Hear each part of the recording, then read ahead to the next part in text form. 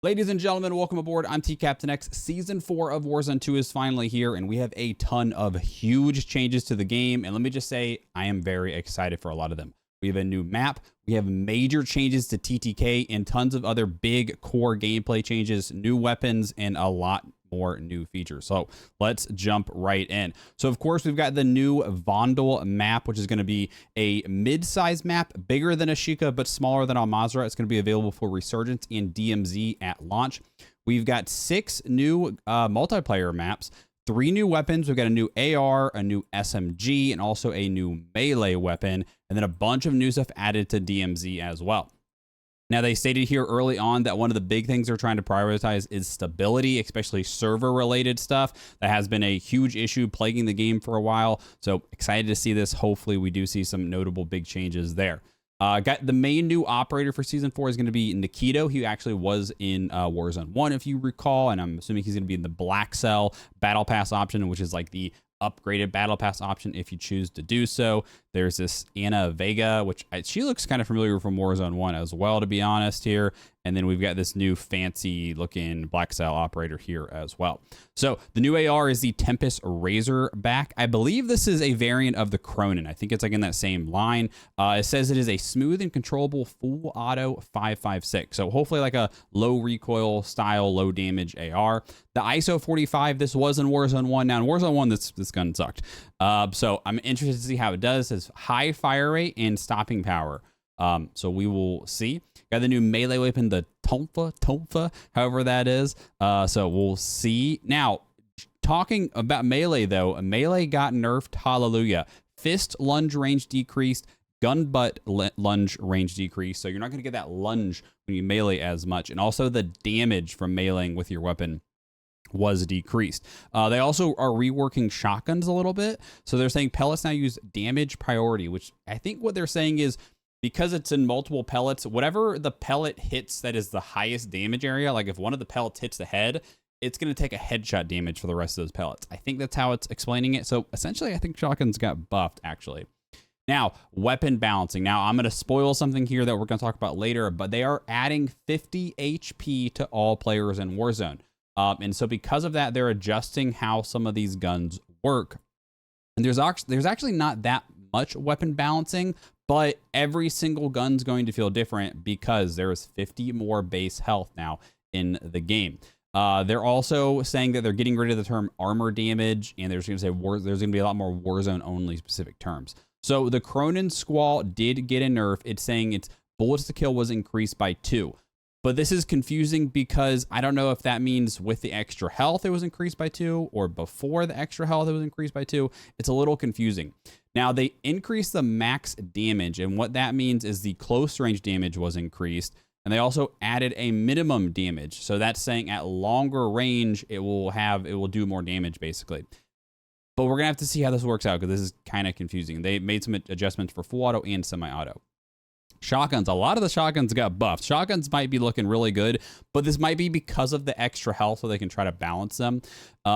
Basically, all of them had a minimum damage. So these two have the minimum damage decrease, meaning at long range, less damage, but all of their multiplayers got increased. So that's saying it'll do more damage up close, but probably less at range.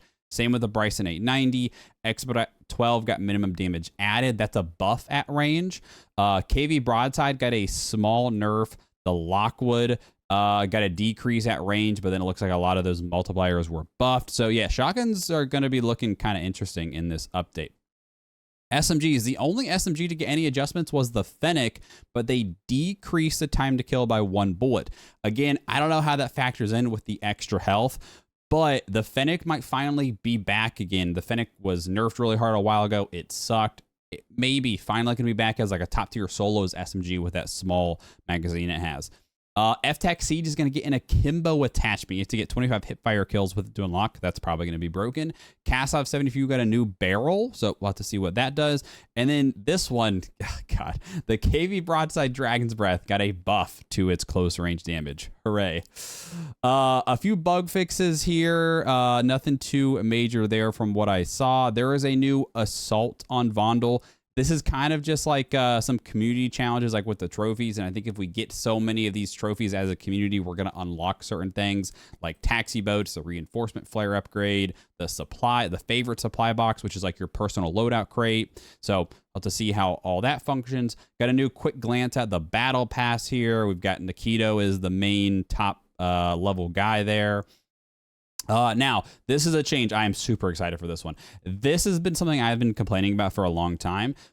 Previously, when you would cut your parachute and land on the ground, there was a huge delay until you could bring your gun up and start shooting. Essentially, they're getting rid of that delay. They're making a weapon quick raise. And so basically, you should be able to land and very quickly start shooting again. So that will be very nice. Bomb Squad got adjusted here a little bit. A little confused on the wording here. I think they're saying they buffed Bomb Squad unless you get stuck or direct hit with something like a Semtex. But I think Bomb Squad did get a little bit of a buff based on that wording. A few more bug fixes there. Nothing too crazy.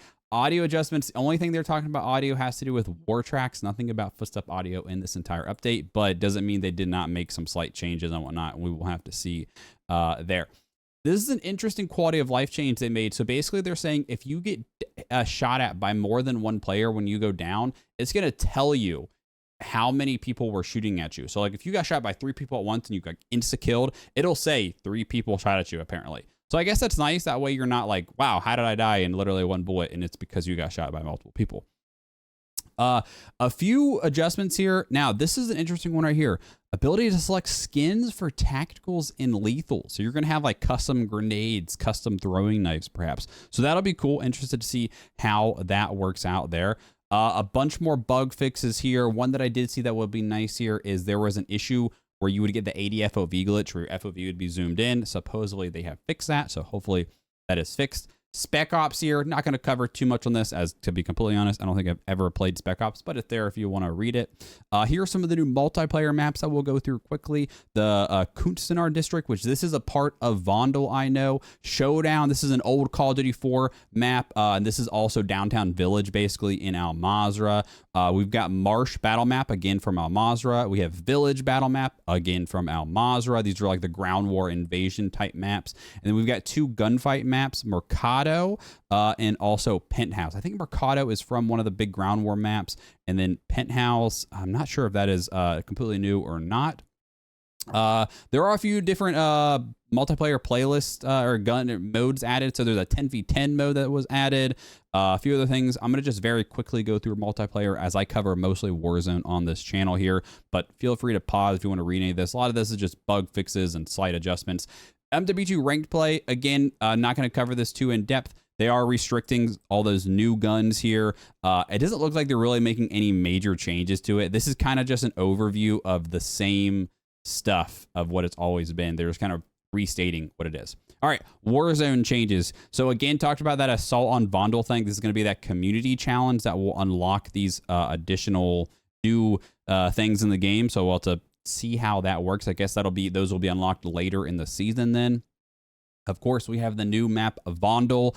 It is a very urban looking map. There was a lot of water, a lot of waterways. Now, one thing I did see from some of the early gameplay that was released from it is that there's a lot of rooftops, but the cool thing is only the bottom floor or the top floor has entrances. It's not like you can go on the 2nd, 3rd, or 4th building and peek out a window and camp. So I think the element of verticality will play nicely together. We'll have to see, but overall, the map looks very bright. It's got really good colors to it, which, you know, Ashika was really like dull and gray. So very excited to see how this new map plays. It is, of course, much bigger than Ashika. It is planned to play with 72 players at launch in Resurgence. So not as big of Al Mazrah, but definitely bigger than Ashika.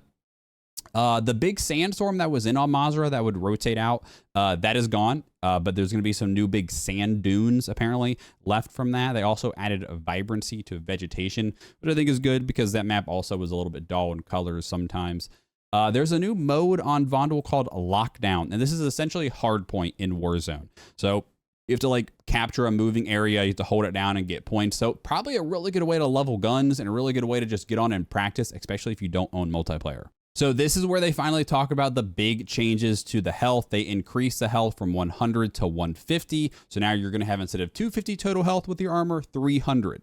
They did, however, they decrease the time that your health regenerates on its own. So it used to be 5 seconds. Now it's going to be 7 seconds. So I think that's good because basically they're saying that, you know, if you get someone weak, it's not gonna, they're not going to be able to insta heal, and you know, you kind of have that on your side, I guess, if that makes sense. Now, I was surprised they are making this change to DMZ as well. I thought they'd leave DMZ alone, but it is getting changed to DMZ also.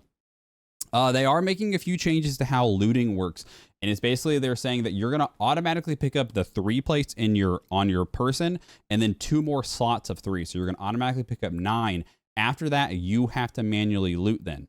Also, when you hit an armor box or a munitions box, it used to be it would just fill up what you have. Now, if you're like already full, it'll just pop 6 plates on the ground, or it'll pop, you know, your AR ammo on the ground next to you. So you don't have to worry about dropping your plates and dropping your ammo before hitting it. It's just going to leave the excess on the ground. So that's a nice change.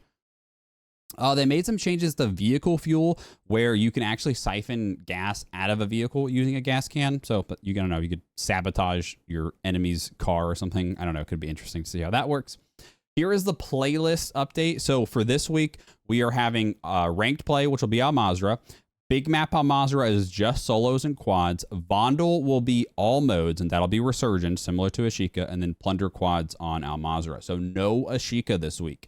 Next week, it's the same, but they're adding back Ashika quads only. So probably going to take a little bit of a break from Ashika and focus on Vondel, which I think is okay. I think we're all excited for a new map, but I can understand some people might be a little bit upset at that, so we'll have to see how that goes.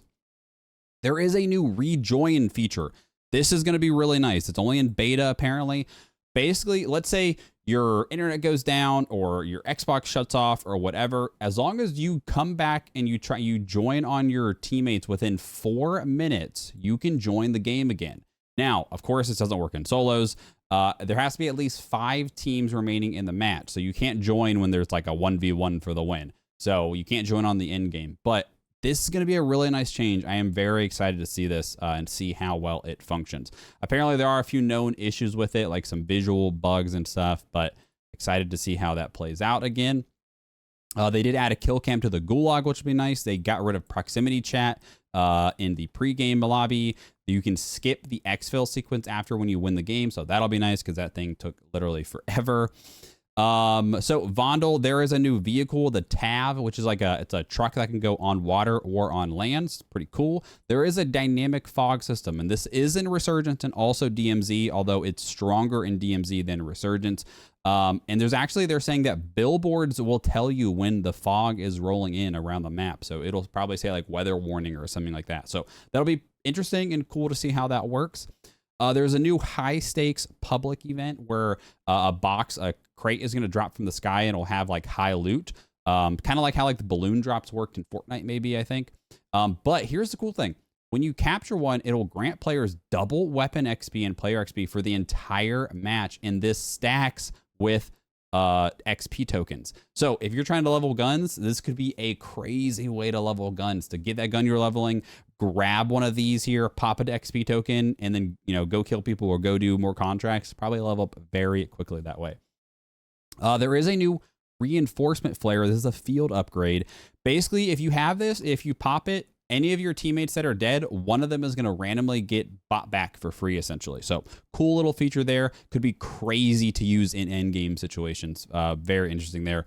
There is a favorite supply box. This is kind of like the personal loadout crate that we had back in Warzone 1 at the end, where whatever your favorite loadout is, you have to set something as favorite. I would assume if you don't set it as favorite, it'll default to loadout 1.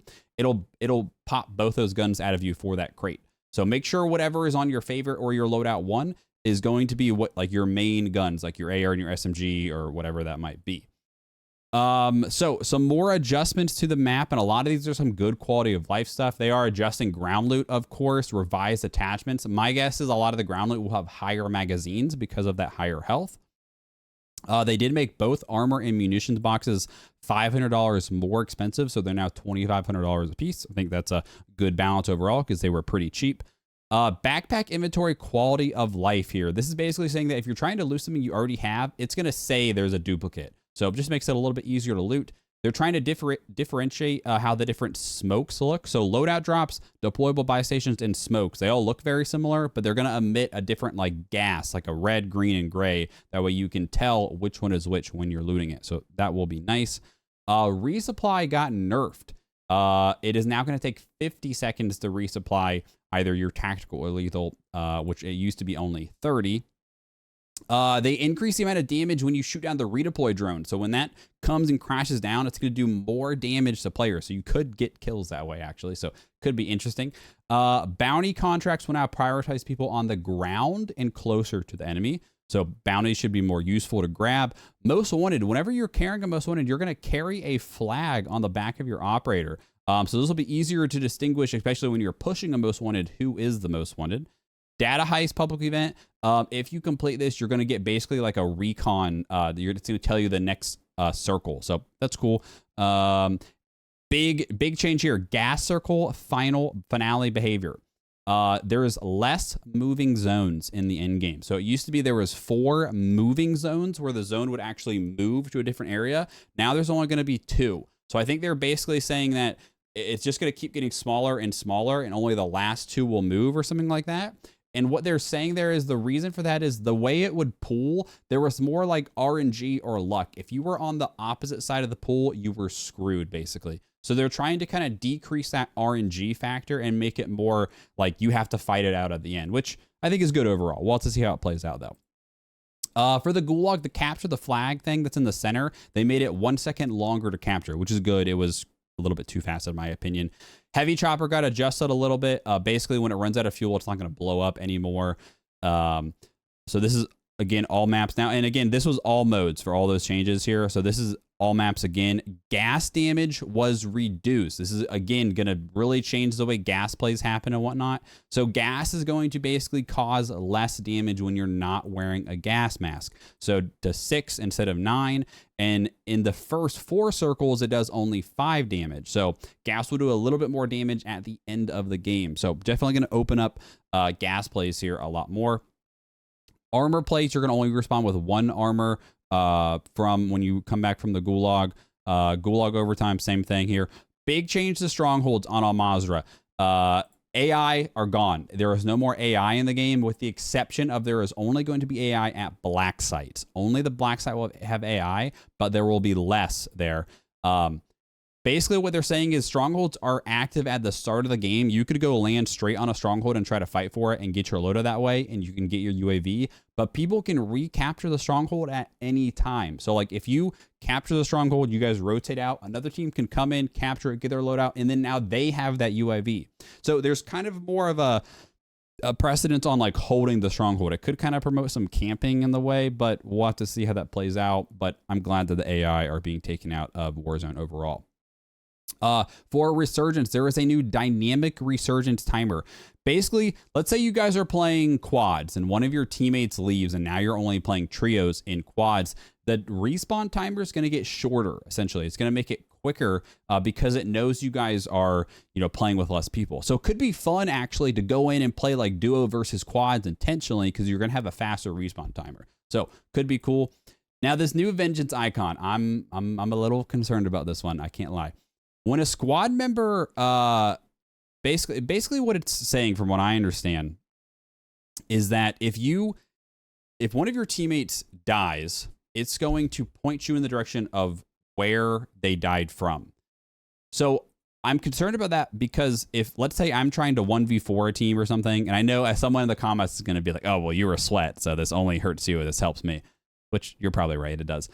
Basically, it's going to tell you where your teammates died from. So like if I kill one random person on a team, now the other 3 teammates, they all know the direction I'm coming from. I don't know. I'm concerned about it, but we'll see how it plays out. We'll see how strong and accurate it is. Let's see. Redeployment loadouts here. This is kind of just saying like what guns you spawn in with when you're coming back. They did add interrogation. So interrogation was a feature early in Warzone 1. It's always been in Al Mazrah, but it wasn't in Resurgence, where you can go up to a downed player, interrogate them, and then it'll tell you where their teammates are. So that could be cool. This is for plunder. They disabled strongholds also in plunder. They are going to make it so you can, I guess, name your perk packages. That will be really nice, I think. Adjusting how buy station pings work. You can ping a certain item and then it'll float like if you're trying to get a loadout. Let's see. Warzone ranked play. I'm not going to go through this a lot because there's not a ton of changes here. The only thing that I saw that they restricted was they restricted gas cans. They did make a few changes to the deployment fees. Basically, Iridescent and Top 250 are going to have a little bit even higher deployment fees. So it'll be even harder to climb those really high top ranks. Everyone is going to set back a few tiers. So if you're below Crimson 1, you're going to drop back 3 tiers. And if you're Crimson 2 and above, you're going to go all the way back to Diamond 1. So if you're one of those top players, you got to start the grind back over and get back into the top 250. Again, this is all pretty similar stuff here. Nothing necessarily new.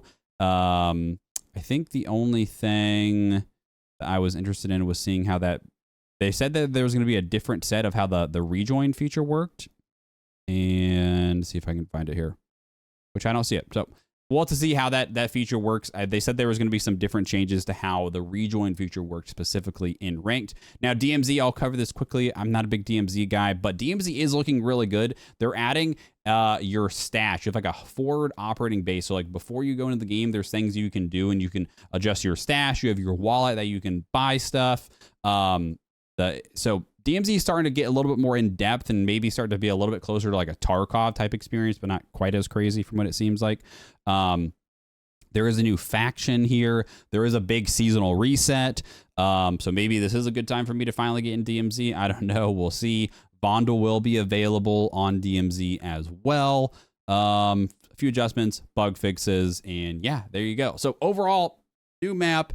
Big change to TTK, some new guns, some new mechanics. I'm very excited. Let me know what you guys think about the update. We'll be streaming it here live on YouTube pretty much all day probably and have a ton more content coming. So thanks for watching, guys. Enjoy Season 4 and enjoy the rest of your day. We'll see you.